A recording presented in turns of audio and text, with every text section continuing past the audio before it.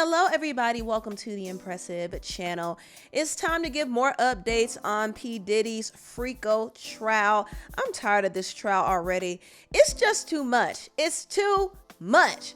But just to recap, P. Diddy is facing racketeering, trafficking, and prostitution charges. And last week, his ex-girlfriend of almost 11 years, Cassie, took the stand and she exposed all the horrors that he put her through. And I did do a couple of videos recapping all she said. He was out here flexing his power and he was carrying out his crimes and using his network of people to help cover up his crimes. He was accused of bribery and he attempted to bribe the security guard to cover up the beatdown that he gave Cassie at the Intercontinental Hotel. He was already guilty of transporting escorts to engage in prostitution, and he had his main ex-worker, Cassie, pay off these escorts, and also he used travel agents to fly escorts in for the freak-offs. Not to mention, he was accused of arson. He made threats and had people blow up Kid Cudi's car. He also used abuse, threats of violence, and coercion to intimidate Cassie. He would blackmail her and threaten to release her ex tape if she didn't fall in line. So there's a slew of things that Diddy has been accused of so far.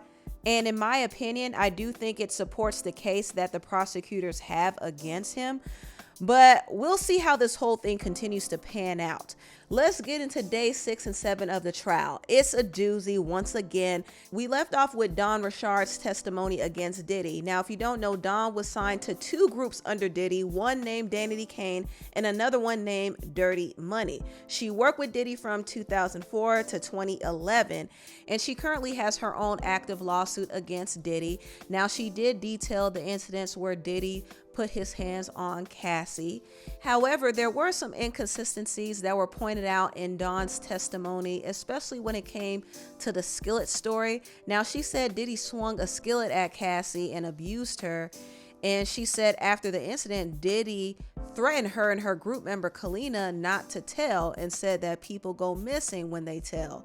But Diddy's defense kind of showed that her story changed a few times from what she said on the stand versus what she told the prosecutors versus what she said in her lawsuit.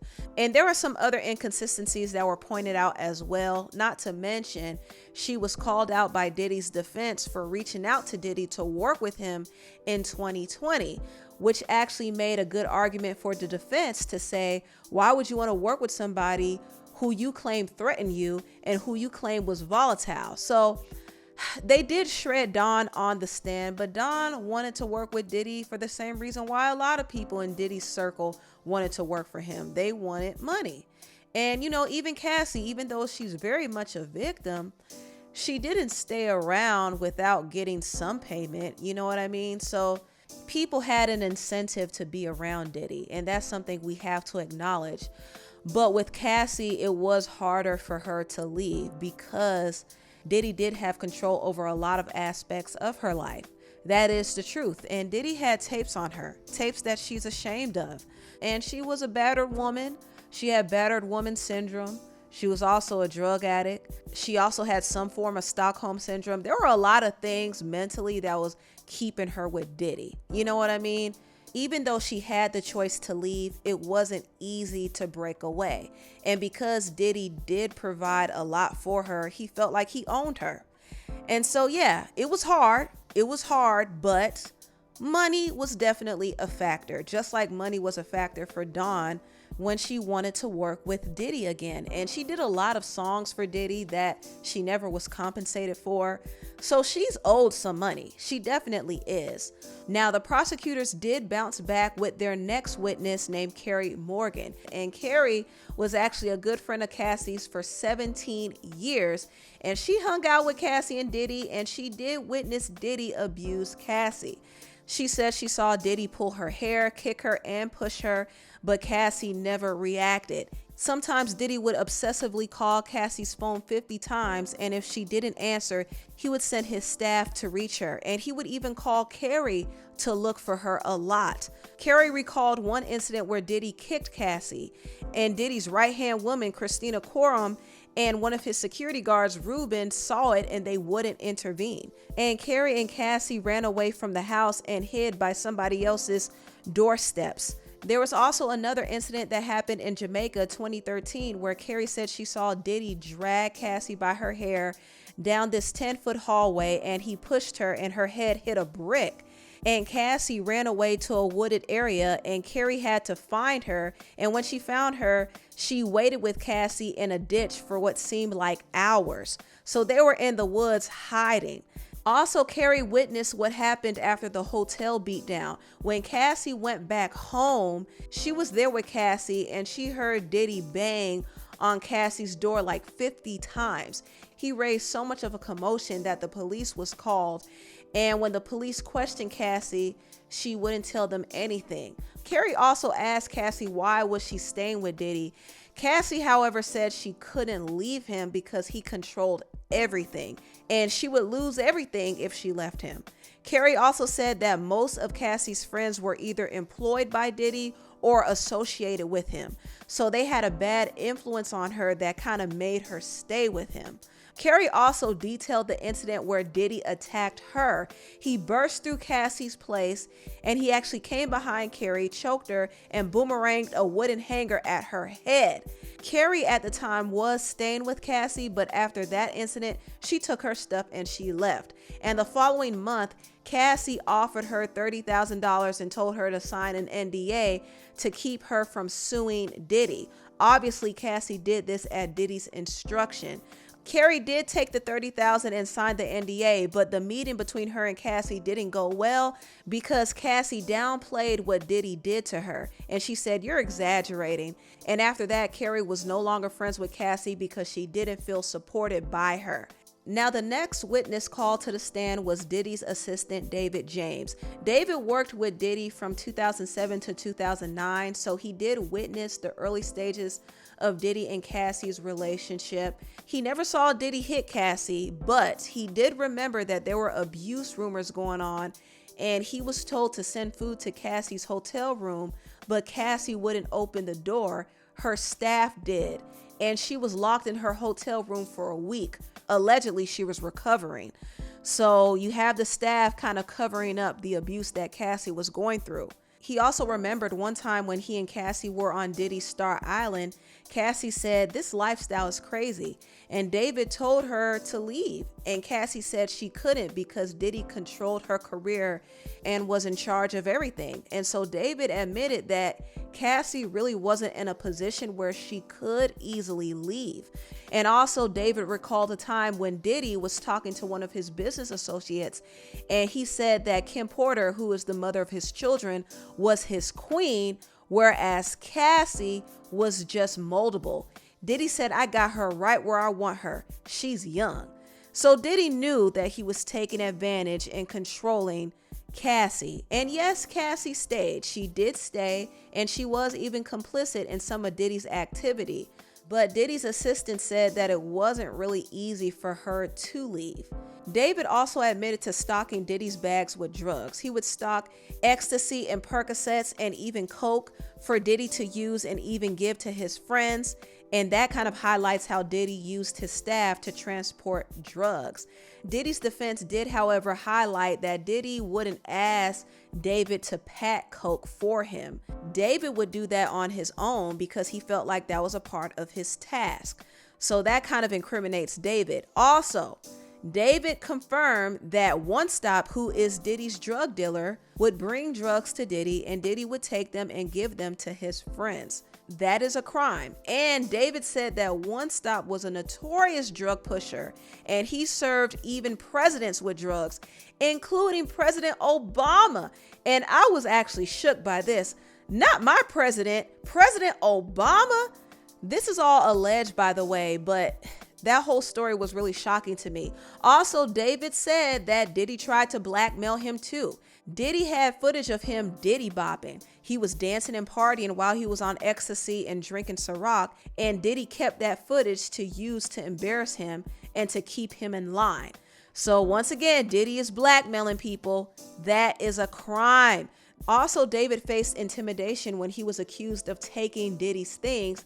Diddy had his security raid David's belongings, and also he made him take a lie detector test from a former FBI agent. And Diddy did the same thing to his other employee, Capricorn Clark. He used certain people to intimidate his workers. Also, David confirmed the Suge Knight story that Cassie told, where Diddy and his security found out that his rival Suge was in the area, and he and his security got their guns. Diddy actually had 3 guns in his lap, and they tried to pull up on Suge. In fact, Diddy ordered his assistant David to drive them around on this shootout mission. It was so dangerous, and David said this incident caused him to leave. Now, the next witness to hit the stand was Cassie's mother, Regina Ventura. So Diddy tried to extort Cassie's mother. Diddy was angry that Cassie was dating Kid Cudi, so he threatened to release explicit tapes of her, and he also threatened her and Kid Cudi's life. And when Cassie's mother found out about it, she was sick. Diddy even contacted Regina and told her to give him $20K, and she and her husband had to take out an equity loan just to get $20,000 to pay Diddy because they were scared he was going to harm their daughter and release those tapes. Diddy is sick, yo. He is sick. Now, 5 days later, Diddy did send the money back to Cassie's mother, and I assume that he did that because Cassie got back with him, you know. Also, back in 2016, Cassie's mother, Regina, called the police on Diddy after witnessing Cassie and Diddy have a nasty argument. Diddy took Cassie's phone because she was talking to another guy, I assume, and Regina tried to hit Diddy, but Diddy's security, D-Rock, stood in between them. Diddy ended up taking Cassie's car away after that whole argument. So the whole thing was just messy, and Diddy's defense did not cross-examine Cassie's mother. I thought that was very interesting because she proved that Diddy was blackmailing and extorting people and also threatening people's lives, threatening to cause bodily harm. He hired people to blow up Kid Cudi's car. It's so obvious that he's guilty of RICO at this point.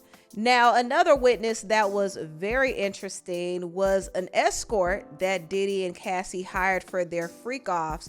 His name is Sharay Hayes. He's an exotic dancer called the Punisher. He said that when he first showed up to the hotel, he thought he was going to give a striptease, but he walked into a whole freak-off with Diddy and Cassie. And of course, it started how it typically starts.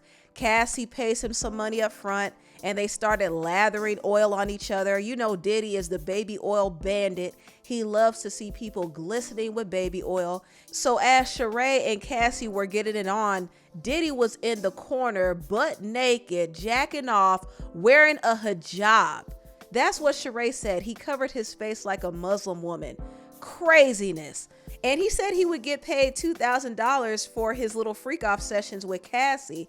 And one time he was performing so well that Diddy stood up and threw cash on the bed and said, "I like that ish. Take that, take that." Now, what's interesting is Sharay actually wrote a whole book about his erectile dysfunction.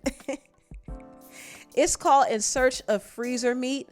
And he did detail his experience with this rich couple that we now know to be Cassie and Diddy. And he said sometimes he struggled to perform with Cassie because Diddy was standing right there, and he was creeped out at the fact that Diddy was getting so turned on, and he thought Diddy was going to try to get at him too. And he didn't want any parts of that. He wanted to sleep with Cassie, not Diddy. And Cassie and Diddy made a huge emphasis on him finishing. They really wanted him to, to ejaculate. And so he did. And he suspected in his book that when he finished with Cassie, Diddy and Cassie had their own little session, and Diddy allegedly was licking off his semen. Allegedly. That's what he thought in his book anyway. But there was a point in 2016 where he failed to perform, and that was his last freak-off session with Diddy and Cassie. So he was dismissed, and now he has a book out about his erectile dysfunction, or what he would like to call his freezer meat. I really hate this trial, y'all. I hate covering this. But anyway, tell what y'all think about this video down below. Please like, comment, and subscribe, and share this video if you care. Thank you so much for watching, and I'll see you next time. Bye.